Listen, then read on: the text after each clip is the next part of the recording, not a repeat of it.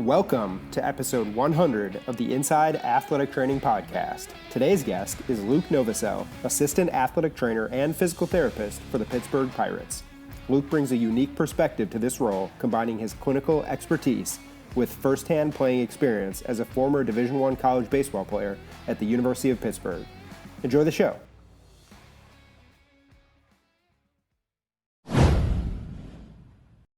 All right, Luke, welcome to the Inside Athletic Training Podcast. Excited to have you on for this episode. You're currently in your first season with the Pittsburgh Pirates at the major league level as the assistant athletic trainer and physical therapist with the staff there. We'll get into your current role, all that good stuff about your day-to-day and the team you work with there pretty soon, but love to hear more about your background, share that with the listeners. So take it back from the beginning. Where'd you grow up?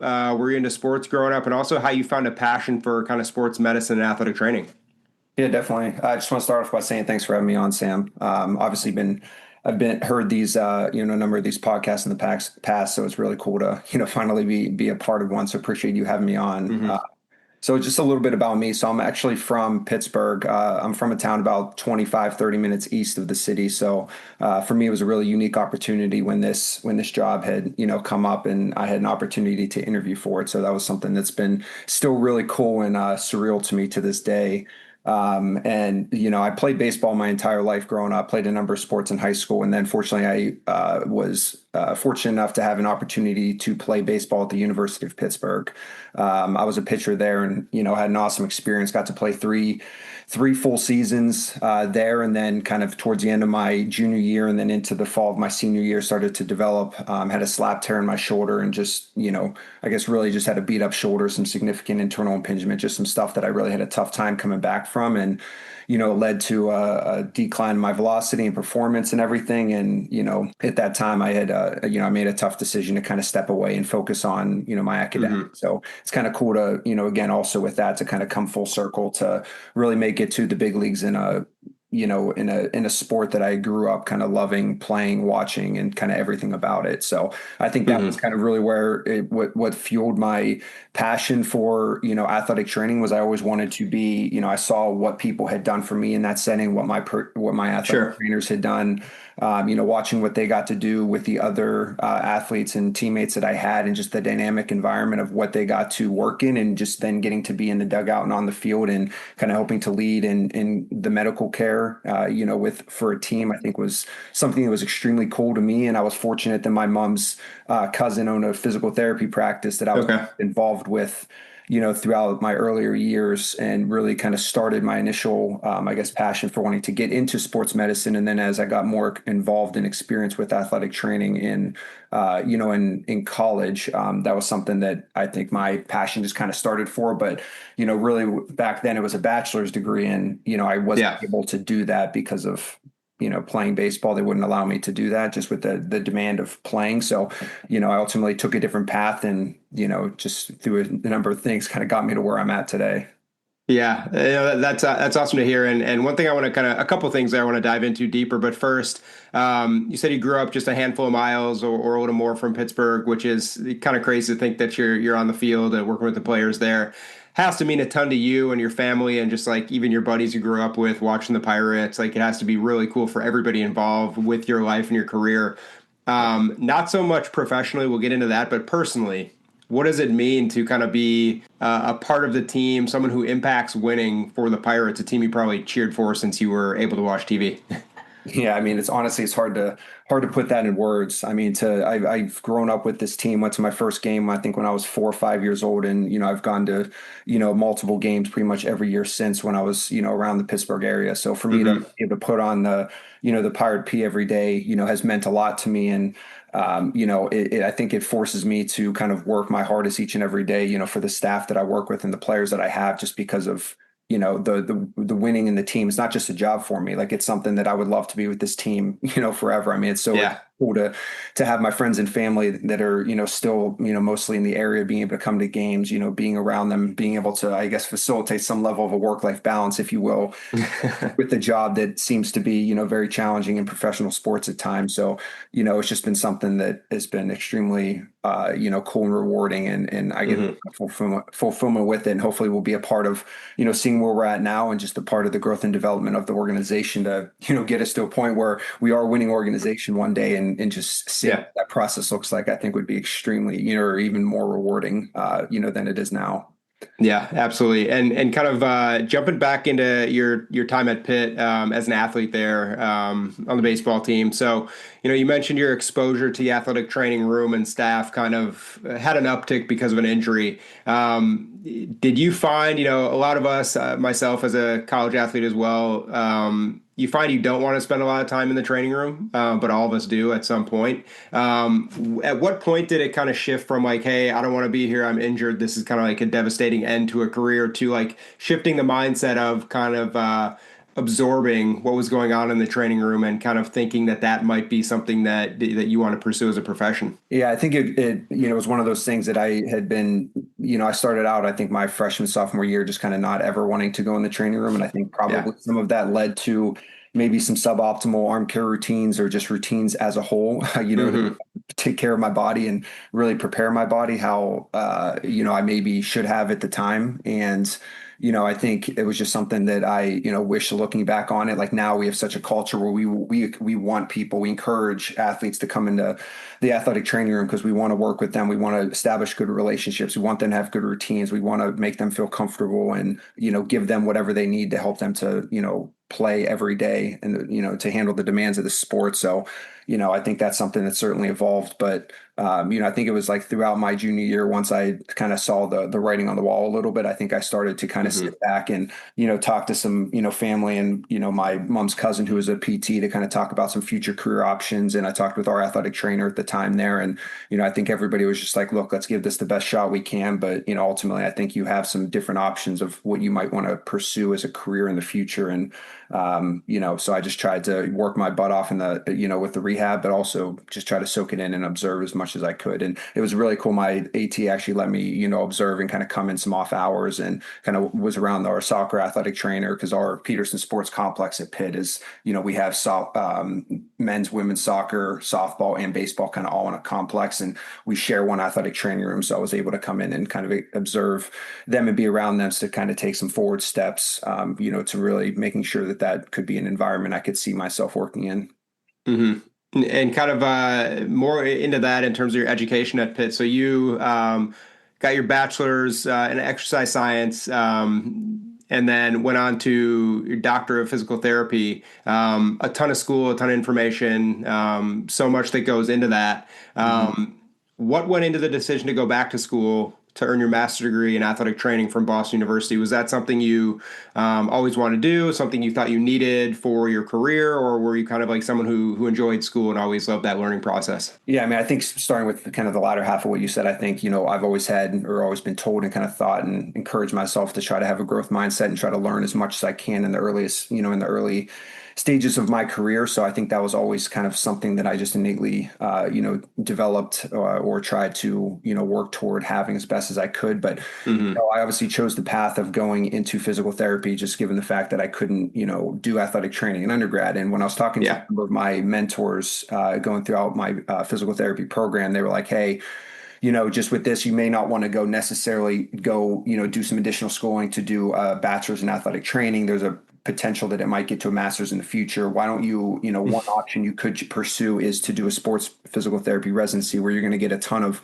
specific mentorship, learn how to be a sports physical therapist. You're going to get a ton of venue coverage, work with a lot of athletic trainers, and really help to set the stage for you in terms of like what you might want to do next, and maybe give you a pathway to getting into an athletic training room to work as a PT, or if not, then you can kind of help to determine what those next steps will be. So I ultimately chose to go the sports PT or to go the sports residency route. And honestly, it was probably the best decision I could have ever made. I learned so much in such a short period of time. The Hmm. clinicians and athletic trainers that I worked with at Houston Methodist, and then with all the different teams that I had a really cool opportunity to work with as a part of the residency. I mean, I learned so much. And I think when I got towards, probably halfway through my residency, I kind of sat back and kind of looked at the landscape of sports. And, at that time, there wasn't nearly as many PT onlys in professional sports or even collegiate sports. And, I really saw it as a situation where I didn't really, I didn't have a passion for working in the clinical setting. And I really, really, really wanted to work in the athletic training room and in a team setting. And, I didn't really want to put myself in a position where I might have to go work in a clinic for a period of time and then keep trying Sure. to get in. So I was like, hey, what am I still lacking? And it's like, well, I sit back and I observe all the athletic trainers and all the experience I had in residency. And I'm like, man, there's so much that I want to be able to do, that I want to be able to provide to the athletes, like watching how they get to interact on a day-to-day basis, all the on-field stuff, all the wound care, all the emergency medicine Yeah. stuff that you don't get as a PT. And you really get a very superficial overview in residency that kind of gives you a little bit of a taste of it. And you're like, wow, this stuff is really cool. I Yeah. want to learn more and be able to do more of this to, be an asset to a team and be an asset to the players to provide them a wide range of care. And, there was an athletic trainer that I worked with who's now the head athletic trainer at Georgia Tech. His name's Brad Kimball, absolutely phenomenal guy. I think he really immersed me when I was in my initial experience at Rice University with Rice football. Okay. And he really was a huge kind of mentor of mine and still is, to kind of help to push me, into the direction of going into athletic training and what opportunities and doors it could open for me, no matter what sport I went into.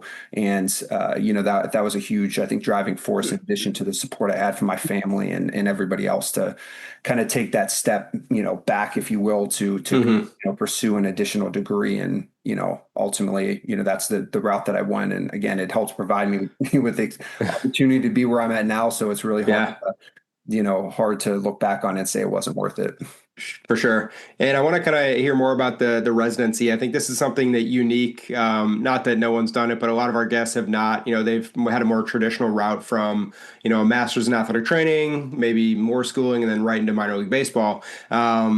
So explain that a bit. So it looks like, the residency, you got exposure to a ton of different sports, from working at Rice University, the Houston Texans, rodeo, ballet, a ton of different sports with very different movements. Talk about the impact that had on you as a professional. Learning, growing, like you mentioned, is so important to you. I know you wouldn't take it back. You're in the position you are, and super happy with it. But just explain how working with multiple sports kind of is something that you might recommend for other younger athletic trainers. Yeah, no, it's a great question. I think it gave me an initial exposure to like you said, a number of different sports, movement patterns, athletes. I mean, these are all Hmm. professional athletes at the highest level, with the Houston Rodeo, the Houston Ballet, Houston Texans. I mean, those are all very unique athletes in sports and with a variety of different demands. So I think it allowed me to appreciate those and what it was to work with professional athletes at the highest level in a number of different sports. And I think it ultimately helped me to figure out a little bit of what avenue, I kind of wanted to go down or go into. And I think it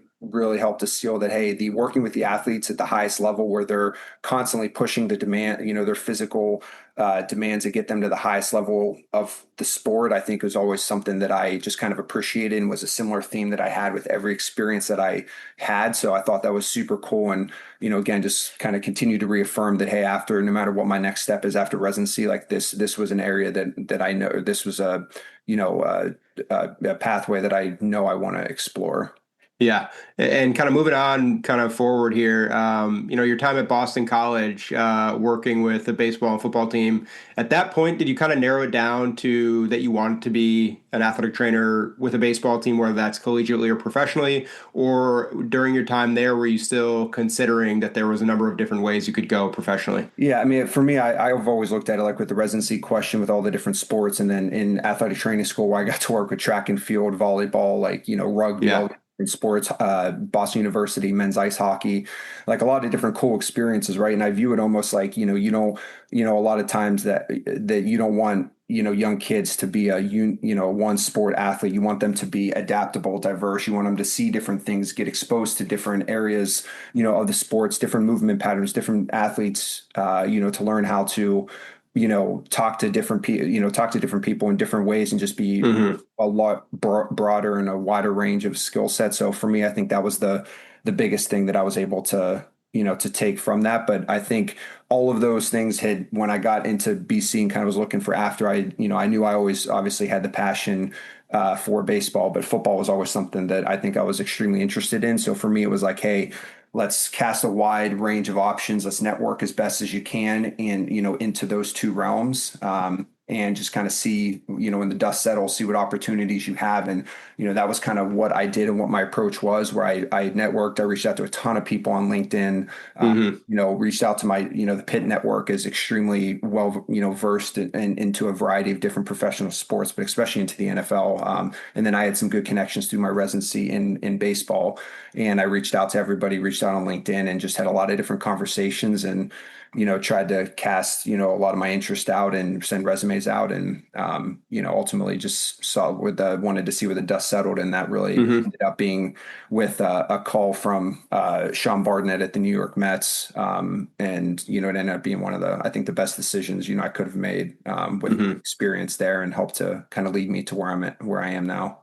Yeah, and talk a little bit about getting into pro baseball. So a lot of our listeners, Luke, are maybe a student in athletic training who wants to be in a position like you are and wants to kind of, get some insight into how they can do it. Like there's so many few Major League Baseball athletic trainers out there Mhm. that it's a really, it's a glamorous position to a lot of people out there, whether the hours or the work-life balance, whatever you want to say. It's really cool for a lot of people to look at what you do every day. How did you break in? I know you said a lot of networking conversations, but what do you think was ultimately the key thing that kind of helped you break in and getting a job with the Mets as their minor league physical therapist? For me, first, I was just doing a really good job what you do day in and day out Hmm. with the athletes and patients and that you have around you and the staff that you're working with. And, for me, I think that was probably the biggest thing of just doing a really good job in my residency and showing the people that, hey, I deserved, an opportunity for an interview. I deserved something additional to help to get me to the next level. And, when you show people that you care and you're willing to work hard and, grind it out and do whatever is necessary, I think that leads to a number of different opportunities and leads to people that are around you wanting to help you to Yeah, facilitate those different opportunities. So for me, I think that was the biggest thing I learned. Then just networking, how important the art of networking is. I mean, people say it's a little cliche at this point, but I mean, I couldn't be any more it couldn't be any bigger of a believer in just the value and power of networking, whether it's LinkedIn, just leaning on the network that you have, the people that you work with, their network of people, like everybody's network leads to a bigger network. And, sure. it's all about how you leverage that and the relationships that you can make with those people. So for me, those are probably the two biggest things that I think help to kind of get me where I'm at. For sure. And you, you're obviously with the Pirates this year, first year in the big leagues.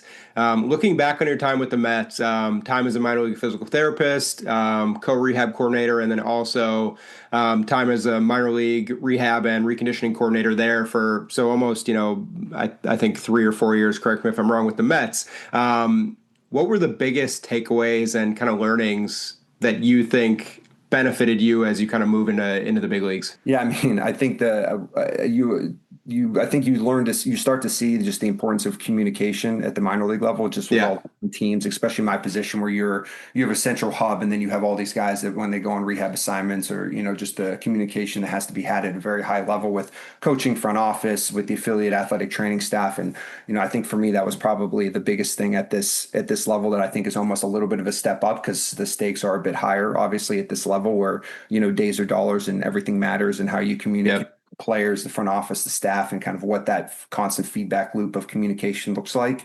is I think it can't be understated with how important that is. And then I think just the adaptability that is needed at this level.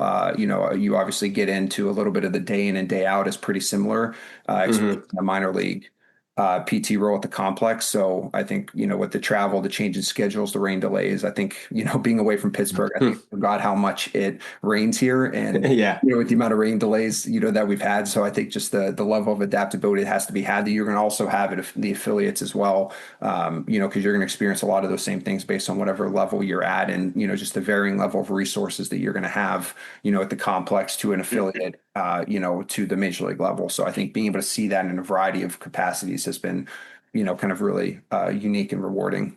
Hmm. And Luke, all things kind of lead to where you're at now.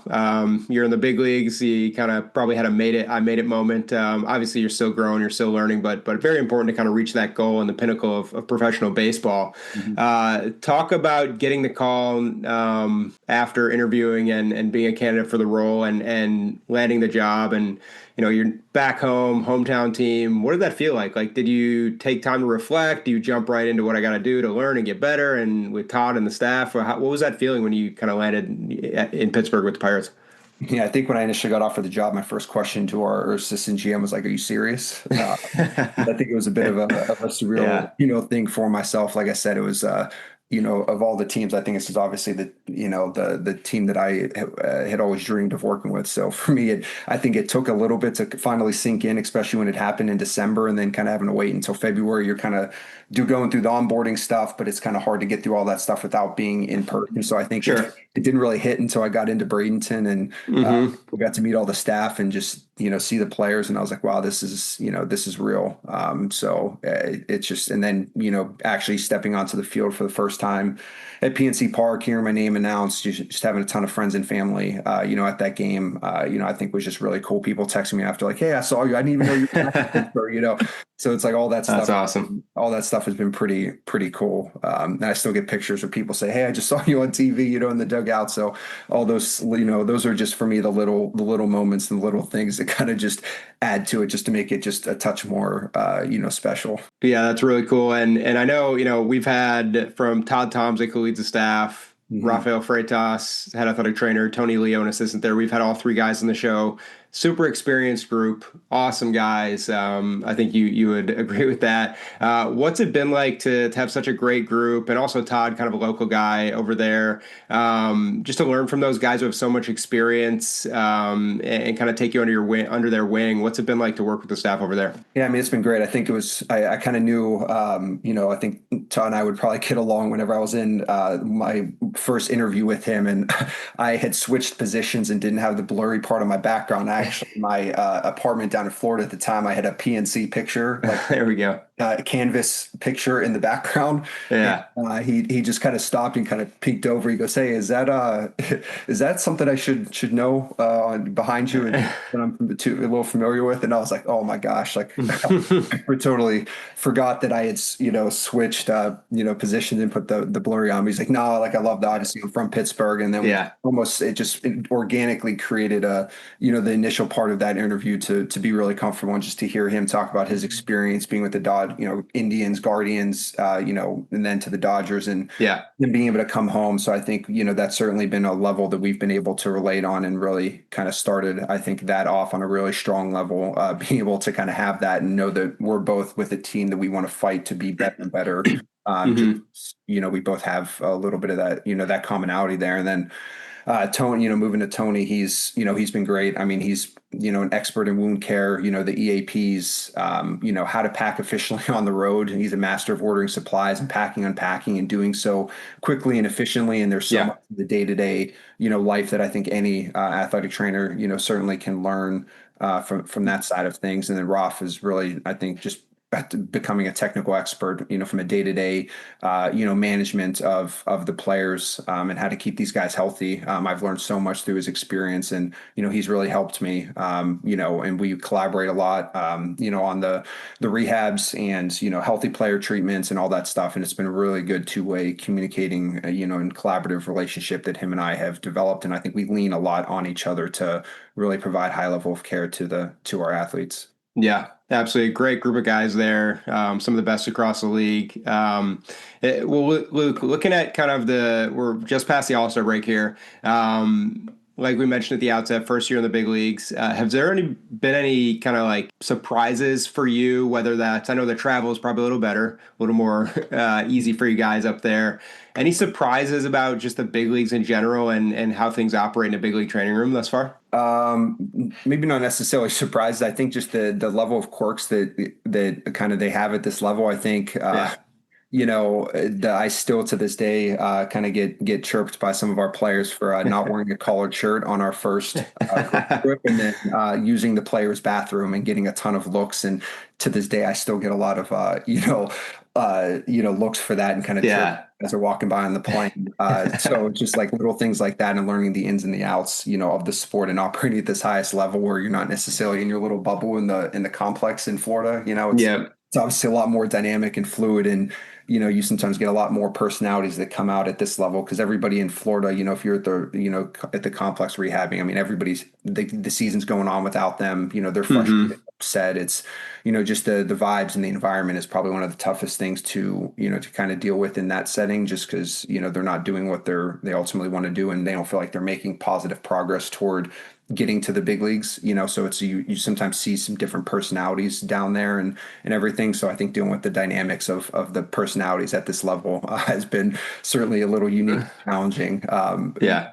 at times, but also rewarding. And it's, I think, a lot of growth in myself to learn to be also a little more dynamic and kind of give some banter, Hmm. kind of grow in that way. The stuff that I Yeah. haven't necessarily done as much in the past. So it's been a challenge for myself as well. Yeah, and I'm interested in hearing more about kind of those challenges. Obviously, like you said, it's so different being at a complex or a minor league level versus the big leagues where winning is paramount and so important, and people are so different and established. Coming in as a first year guy, has there been any specific instances you can remember that kind of really challenged you or expanded your skill set or pressed you to want to learn more about XYZ in the big league so far, and maybe some instances working with your colleagues that have kind of challenged your skills as an athletic trainer? Yeah, I mean, I think first, I mean, there's obviously a lot of, different personalities at this level, a lot of strong Yeah. personalities. So I think, learning how to operate, within a team with those different personalities and,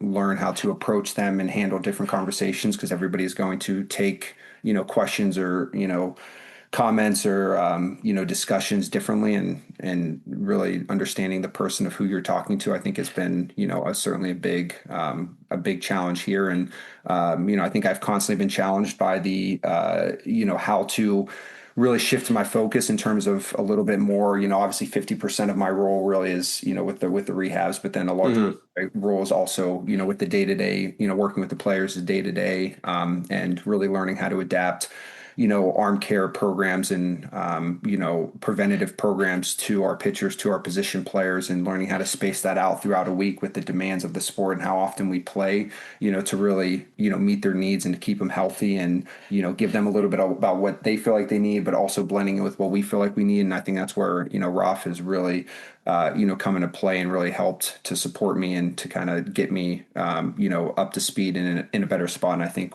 obviously I know I have a lot of room to still grow and get better with, but I think, off to a pretty decent start with the support that I have here, to kind of keep moving forward. Sure. And I kind of want to touch on the story you talked about, using the player's bathroom or doing things wrong or kind of finding your way in the big leagues. Todd and the guys there are so established, been there for so long, probably have such great trust with all the players. As a guy coming in new to the staff in your first year in the big leagues, how do you go about building trust with players who you're unfamiliar with, who you're coming to a new organization with? Obviously, if you move up through the minor leagues and stay with the same organization, you may know a ton of the guys. When you come in day one, what's how do you go about getting to know the players, building that trust on the table, making it so they're comfortable seeing you in the training room? Yeah, no, it's a great question. I think it's probably that's probably the most important thing I think you can do, as any new staff member or any new player coming in is trying to, figure out how to make them feel the most comfortable. But for me, it's first thing is just getting to know the player. It's who they are as a person, who they are as a player, getting to know them on and off the field. I think that's so important, like starting with family, their prior experience of the different ball club, what's worked well, what hasn't worked well, Hmm. and then kind of find a way to, really blend that into talking about their current routines, any issues that they're experiencing, that we need to be aware of or target, and then just find some common ground that you can continue to make them feel comfortable with and welcome in their new organization. And, we're going to see these guys every day. So it's like you really have more material, if you will, to kind of talk about and relate to with them if you Yeah. can not just talk to them about baseball stuff. Because if there's anything I've learned that not every professional athlete or baseball player, any athlete want to talk about is the sport that they're actively in every single day. Sure. Finding those other things that they like, to talk about and figuring out where some common ground, that you can really take that to the next step and just kind of evolve each and every day. So that's something that I try to do. But I think our staff as a whole takes pride in, the first impression that our players have to the organization. We try to provide them with the best care and environment and experience that we can, and it's making sure the athletic training room is as up to date and, clean and everything as we can to the care that we provide, to them, just to give them the best environment and culture, that gives them a good outlet and space where they can recover, rehab, just kind of talk shop, get away from, the locker room, get away from the game, and, just kind of have which creates a pretty unique and dynamic environment. And we try to support that, as best as we can. Yeah, definitely. Great insight there. Well, Luke, shifting gears a bit, there's a lot, like I mentioned, a lot of our listeners are college students or early career professionals who want to probably follow a similar path to you into professional baseball. Reflecting on your road, never a straight line, a windy road for everybody. Any advice you would give for a college student who's potentially applying for a PBAT's internship this upcoming year or looking to break in as a grad assistant somewhere? What's your best piece of advice for those kind of to break into the game? Yeah, it's a great question. I think for me, the first thing is just be bold and be proactive. When that's really in everything that you do, every internship, that you have as a student, there's always something you can learn from. It doesn't matter if you're in track and field and you never want to be in track and field. I guarantee there's something about hamstrings, calf injuries, foot and ankle stuff that Sure. you're going to be able to learn from the athletic trainer that you're working, under, as your CI, or from the athlete that, you're going to get a ton of repetitions of lower body stuff that you're not going to get as much of, in baseball as an example. So you're going to, you need to lean on those experiences to make sure that those experience that you have prepare you for what you're going to see. So when you do see a plantar fasciitis or calf strain, or hamstrings are pretty prevalent, but the foot and ankle, calf is a little less prevalent. You're going to see a lot of that in track and field as an example, and that was. And that, I try to, would certainly encourage everybody, who's listening, just to be bold and try to take every opportunity to learn everything you can from every player you have, every clinician that you're around. And, with that, you find a good mentor, because I certainly would not be where I'm at today, if I didn't have a number of good mentors that have helped to guide me, in some different directions. They've really been a huge support for me and continue to be, just with questions that I have. If I have a unique case or want to, check on things, even in my current role, I'm still asking, there's, a select group of people that I'll still reach out to ask questions on. I think that is so important, because we if you think you have all the answers at this level, in my opinion, you're kind of in the wrong group. Yeah, it's bad news. Yeah. Smartest one in the room. So having a good network to lean on. And I think really just having a passion for what you do, I think it's infectious, and it'll help set the stage and foundation. I mean, players feel it, staff will feel it.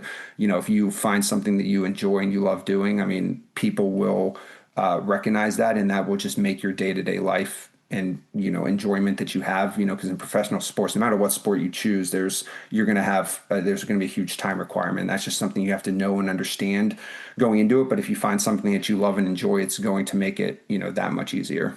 For sure. Yeah. And I think a lot of our guests, even, people with 30 years of experience or 1 year like yourself, would tell students to come ready with kind of an eagerness to learn. You don't need to sit in the background forever, but you don't have all the answers. So it's cool to hear you echo that sentiment there. Well, Luke, to wrap up today's episode, we're going to finish with a quick Q&A segment that we call Extra Bases here on the show. I'll ask you 4 quick questions. I'll let you kind of share some insight into some of your favorite things about athletic training and pro baseball. So we'll kick it off at first base. You've been to a number of the stadiums now, but a long way to go, obviously. What's your favorite visiting athletic training room to work in the big leagues? My favorite one, I think probably just because it was the coolest one, was probably getting to Citi Field. I'd always wanting to get back to get okay. Yeah. So that was just a pretty cool and unique experience to get back there and then being able to get on the field. But, there was a close relationship with the gym, athletic training room, the cafeteria was close by. Everything was kind of organized nicely. And again, it was just kind of a pretty surreal moment to get back to Citi Field. So to me, I always thought that was the coolest, or most unique to get back to. Yeah, definitely a personal connection there for you. Well, moving on to second base, I think everyone on your staff is biased for a good reason. Pittsburgh's maybe the most beautiful stadium to watch a game. I think a ton of fans who've been there would agree.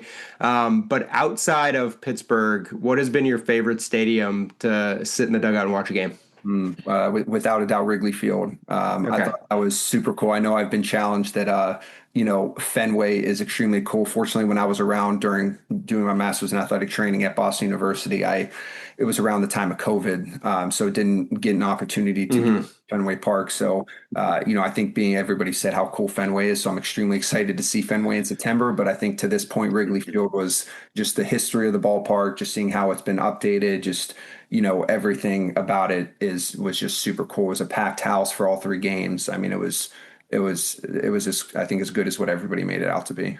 Yeah, Chicago's tough to beat. Just perched right in the neighborhood there, and I think you'll see Yeah, Fenway is very yep, similar, but yep, different but similar, but all just so historic. You yep. can't beat it. Moving on to third base, outside of the baseball aspect and what you guys do every day, I know that takes up the majority of your time. What has been your favorite city that you visit on the road for, just enjoying the city and outside of baseball? I mean, I'll keep it in Chicago or Yeah. keep it Wrigley Field is. I mean, for me, Chicago was super cool. I mean, I think I never been to Chicago before, Okay. but the 3 days we were there was beautiful. I mean, with Wrigley Field, Wrigleyville, the lake, the beaches. I mean, honestly, I mean, when we were driving by with how nice it was on some of the days, you could have thought you were at a beach. Yeah. It was. I thought it was really cool. It had a ton of uh, you know, beach volleyball courts, a pickleball. There was so much outdoor stuff. There were a lot of people outdoor on like the boardwalk that goes all along the river. Yep. The city is huge. It's clean. There's a lot of nice stores around the hotel. So I thought that was, pretty cool kind of getting to explore Chicago, a little bit and excited to kind of get to do a little bit more as I, get more and more comfortable, in the city and get to, Hmm. do a little bit more and see some different areas. So for me, that's probably been my favorite city I've gone to on the road. Yeah, a very common answer for a lot of you and your colleagues across the league, and I always say it's you go in the summer, so it's a great Yeah, time to everybody be said do there. not. Yeah, everybody said it's the windy Yeah, season, so, for a reason. So keep your travels to when it's nicer out. exactly. Just keep going with the team, avoid the winter, and you'll enjoy it always. So, well, moving on to moving on to home plate, Luke. I think I'm excited to hear your answer just because it's so fresh for you.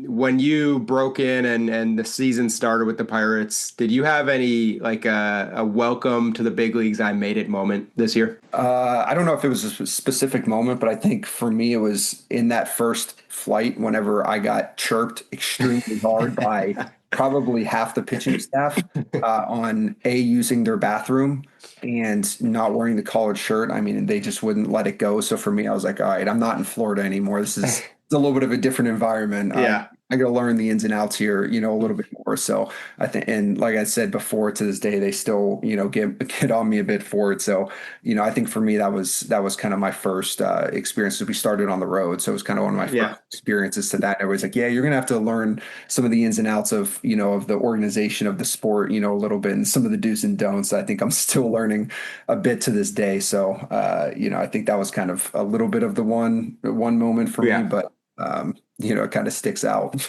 Yeah, well, one day you'll be the guy kind of chirping the other younger athletic trainers, Yeah. hopefully Yeah. on that plane and showing them the way. Come full circle there for you.